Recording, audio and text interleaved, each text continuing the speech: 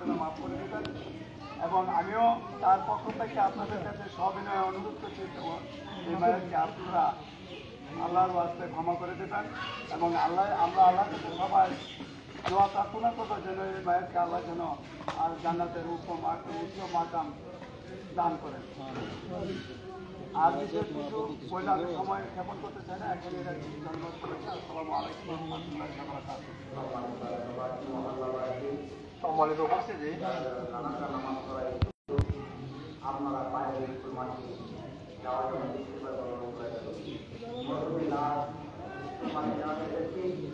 আপনারা যারা এখনো ঘরে বসে রয়েছেন, রাস্তাঘাটে আসছেন, আপনারা উচিত আছেন। সম্মানিত উপস্থিতি, আমরা নির্দিষ্ট সময়ের মধ্যে জানাজা শেষ করব। আমরা আমাদের নির্দিষ্ট সময় অতিক্রম কোনো অবস্থাতে করবো না। আমি এই মুহূর্তে স্মরণ করছি বাচ্চু ভাইকে। বাচ্চু ভাই,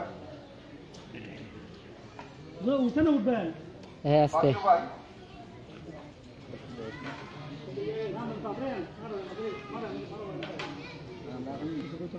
লক্ষ্য ভাই কি কিছু বলবেন?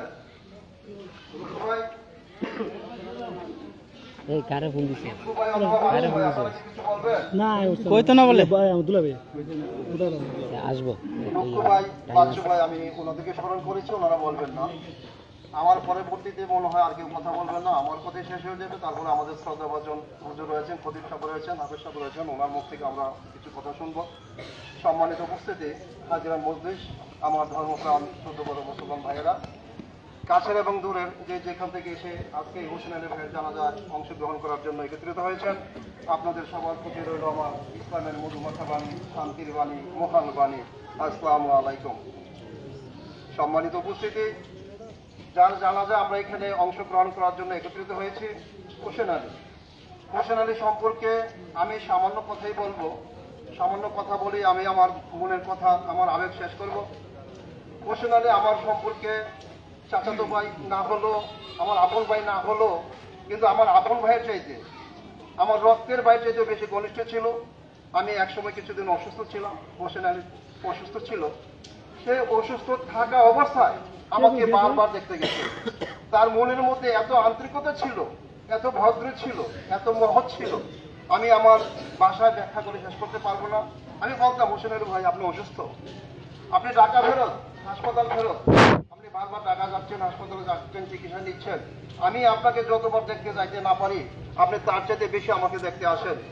একজন মানুষ যদি উদার না হয়, তার মন যদি বড় না হয়, মহৎ না হয়, নিজে অসুস্থ থাকার পরেও সে বারংবার আমাকে দেখতে যাইতো।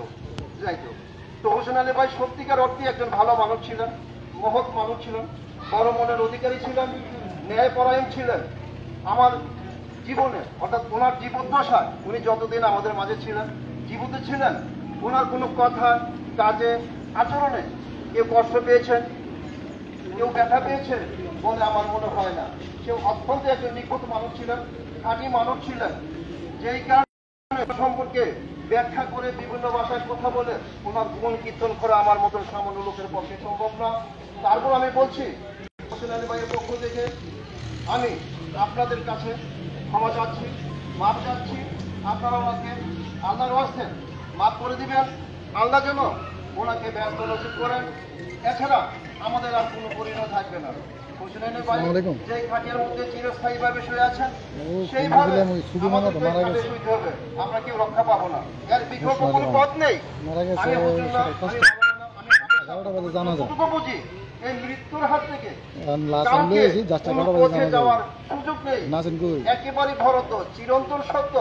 মানুষকে মরতে হবে, করতে হবে, তবে মরার আগে আমরা যেটুকু বুঝি, মৃত্যু মানুষের জন্য আমাদের দোয়া করা ছাড়া আর কোনো কিছু থাকে না। আমরা তার জন্য দোয়া করব। শুধু আজকে তো শেষ নয়, আমরা প্রতিনিয়ত সবসময় যারা মরে গেছেন, আমাদেরকে ছেড়ে চলে গেছেন, তাদের জন্য আমরা কি করতে পারি? দোয়াই করতে পারি। আমরা তার জন্য দোয়া করব, সবাই দোয়া করব। আমি বেশি কথা বলছি না। আমাদের খতিব সাহেব আছেন, হুজুর আছেন। আর কি বলবো? সম্মানিত উপস্থিতি, আমি কথা বলছি না। আমি সবশেষে আবারও আপনাদের কাছে হোসেন আলীর পক্ষ হয়ে ক্ষমা চাচ্ছি, মাপ চাচ্ছি। যদি তার কৃতকর্মের কারণে, তার কথাবার্তার কারণে, তার আচরণের কারণে সে একজন ব্যবসায়ী মানুষ ছিল, সে একজন ভালো মানুষ ছিল, তারপরেও বলি যদি তার অজান্তে কোনো মুসলমান ভাই কষ্ট পেয়ে থাকেন, ব্যথা পেয়ে থাকেন, তাকে নিঃশর্তভাবে ক্ষমা করে দিবেন।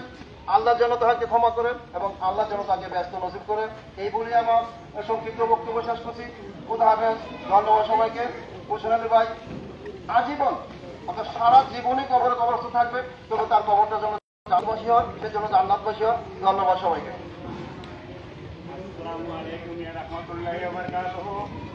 আমি পুনরায় আবার আপনাদের সমাজের কাছে আসছি। যেহেতু আমার ভাই মায়ের জানালার বাদ মসজিদের ইমাম সাহেব, আমরা এক হুজুরের ছাত্র, উনি আমাদের জেলা নতুন করে মানুষ করেছে। তো হুজুর যেন ওই হুজুরকে সে আবেদন দেখে আমি বক্তব্য শেষ করছি। জনাব এদিকে এদিকে এদিকে তো ওনার মুখে আমরা কিছু শুনতে চাই।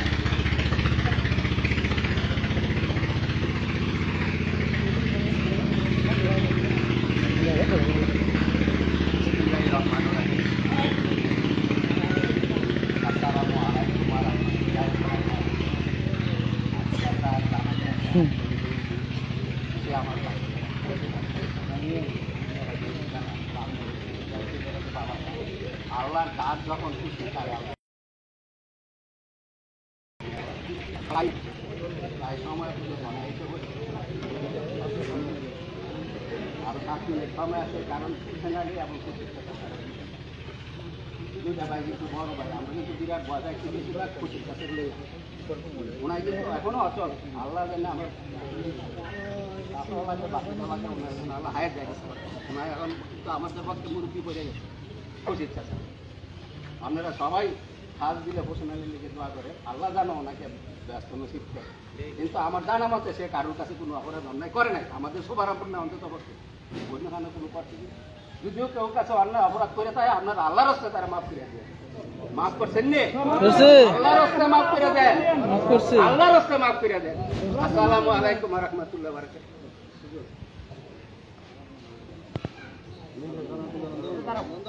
এই এখান থেকে আপনাদের ফোনে তুলে কিছু দেখো তাহলে এদিকে করেন। হ্যালো, এটা আলোচনার জায়গা নয়, তারপর আজকে আমাদেরকে এই মাইয়ের থেকে শিক্ষা গ্রহণ করতে হবে যে একদিন আমরাও এভাবেই চলে যেতে হবে খালি। আল্লাহ পাক বলেছেন কুল্লু নাফসিন যায়িকাতুল মাউত, প্রত্যেক প্রাণী মরণশীল। নবী বলেছেন মাউতু কাসিন কুল্লু নাসিন শারিবু মাউতু বাইতিন নাসিন দাখিল, মাউতু কাসিন কুল্লু নাসিন শারিবু, মৃত্যুর পেয়ালা, যে পেয়ালার পানি প্রত্যেক মানুষকে পান করতে হবে। কবরু বাইতিন কুল্লু নাসিন দাখিল, কবর এমন একটা বাড়ি যে বাড়িতে সবাইকে যেতেই হবে। ধনী হোক, রাজা হোক, গরিব হোক, ফকির হোক, যত বিত্তশালী হোক, যেই হোক না কেন তাকে কবর বাড়িতে যেতেই হবে। শেষ হোক, আলোচনাটা শেষ হোক। অতএব যে বাড়ি অন্ধকার, যে বাড়ির মধ্যে কোনো বাতি নেই, সাথী নেই, বিছানা নাই, কোনো কিছুই নেই, আপনি যদি আমল করে যেতে পারেন তাহলে ওই বাড়িতে আপনি শান্তি পাবেন। হাদিসে রাসূল বলেছেন ইযা মাতাল ইনসানু ইনকাতা আনহু আমালুহু ইল্লা মিন সালাসাতিন ইল্লা মিন সাদাকাতিন জারিয়া আও ইলমিন ইনতাফা'u বিহি ওয়ালাদিন সালিহিন ইয়াদউ লাহু। মানুষ যখন মারা যায় তখন তার সব আমলের দরজাগুলো বন্ধ হয়ে যায় শুধুমাত্র 3টি আমল ছাড়া। এর মধ্যে একটা হলো সাদকায়ে জারিয়া, আও ইলমিন ইনতাফা'u বিহি, 2 নম্বর হয় ইলমে নাফি'। এই যে আমাদের প্রবীণ হাফেজ হুজুর দীর্ঘ বছর ধরে এই অঞ্চলের মধ্যে খেদমত করেছে, অনেক ছাত্রদের কোরআন শিখিয়েছে, হাফেজ বানাইছে। হুজুর যে খেদমত করে গেছে, আল্লাহ ওনাকে দীর্ঘ নেক হায়াত দারাজ করুন। ইন্তেকালের পরেও যত ছাত্ররা কোরআন পড়বে, তেলাওয়াত করবে, এই সওয়াবটুকু হুজুরের কবরের মধ্যে পৌঁছতে থাকবে। সুবহানাল্লাহ। এলমে নাফে। আমি তো আমরা তো এমন এলেম অর্জন করি নাই। সম্মানিত ভাইরা আমার, এরপরে আওয়ালাদিন সালিহিন ইয়াদউলাহু, নেককার সন্তান যে সন্তান বাবা মায়ের কবরের পাশে দাঁড়িয়ে দোয়া করলে আল্লাহ পাক আসতে পারবে। বাবা মায়ের খবরে সওয়াব পৌঁছিয়ে দেন, বাবা মার খবরকে শান্তিময় করে। এই তিনটি আমল ইন্তেকালের পরেও জারি থাকে, কিন্তু আমরা তো এই তিনটি আমল অর্জন করতে পারি নাই। সম্মানিত ভাইরা আমার, রাসূল আকরাম সাল্লাল্লাহু তাআলা আলাইহি সাল্লাম হাদিসের মধ্যে বলেছেন, আল ফারকু বাইনাল আবদি ওয়াল কুফরি তারকুস সালাহ। ঈমানদার আর কাফেরের মধ্যে পার্থক্য হলো নামাজ বর্জন করা। আল্লাহ পাক বলেছেন, ইয়া আইয়ুহাল্লাযীনা আমানুত্তাকুল্লাহ, হে ঈমানদারগণ, তোমরা আল্লাহকে ভয় করো, হাক্কা তুকাতিহি, যথাযথভাবে ভয় করো, ভয় করার মতোই ভয় করো।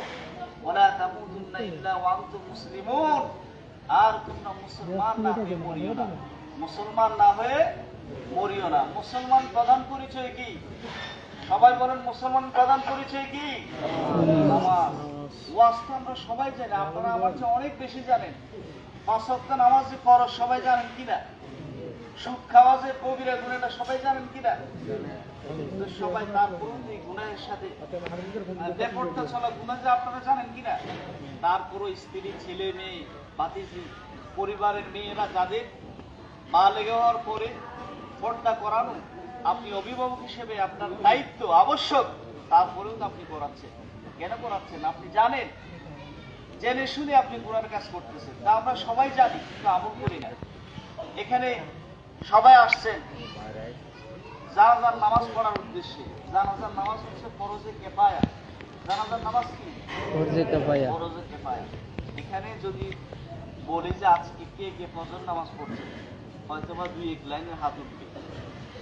অনেকেই ফজর নামাজ পড়েন না, যেটা হচ্ছে ফরজ আইন। ফরজে কিফায়া সম্মিলিতভাবে ফরজ, 2-1 জনে আদায় করলেও হয়ে যাবে। আর ফরজে আইন যেটা আপনার ব্যক্তিগত, এটা আদায় করতেই হবে। তো যাই হোক, সম্মানিত ভাইরা আমার, আল্লাহ পাক যেন আমাদেরকে আমল করার, বোঝার, ঈমান নিয়ে যেন কবরে যাওয়ার তৌফিক দান করুন, বলেন আমিন। ওয়া আখিরু দাওয়ানা আলহামদুলিল্লাহি রাব্বিল আলামিন। এটা সামনে সেন্টারে নাও, সেন্টারে নিয়ে আসো। আসসালামু আলাইকুম ওয়া রাহমাতুল্লাহি ওয়া বারাকাতুহু। ওয়া আলাইকুম আসসালাম ওয়া রাহমাতুল্লাহি ওয়া বারাকাতুহু। এখানে এই সালাম আমার নবীজি, আল্লাহ পাক নবীজির